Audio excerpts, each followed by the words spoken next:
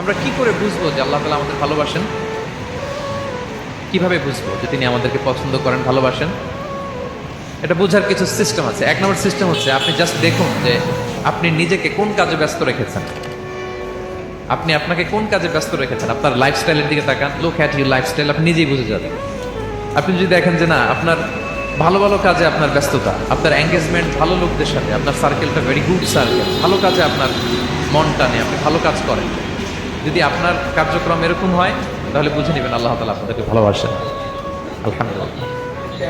আর যদি দেখেন না, যত আকাম কুকাম আছে ওইটার সবার আগে আপনি, যেই কাজে আল্লাহর ক্রোধ আসে, আল্লাহ রাগ হয়ে যান, যেই কাজ ইসলামে করার নিষেধ, যেটাতে তার অসন্তুষ্টি, ওই কাজে আপনার এঙ্গেজমেন্ট, ইনভলভমেন্ট, আপনার সার্কেলগুলোও এরকম, তাহলে বুঝে নেবেন আল্লাহ ভালোবাসা, এই মহা সৌভাগ্য আপনার কপালে জোটে নাই। তাহলে এটা হচ্ছে একটা সিস্টেম। আল্লাহ আপনাকে ভালোবাসেন কিনা এভাবে বুঝবেন যে আপনি নিজেকে কোন কাজে ব্যস্ত রেখেছেন, একটু দেখুন, আপনি মিলাতে পারবেন। 2 নম্বর পদ্ধতি হচ্ছে এটা বোঝার যে তিনি আমাকে ভালোবাসেন কিনা, সেটা হচ্ছে পৃথিবীবাসী আপনাকে ভালোবাসে কিনা এটা কি দেখেন।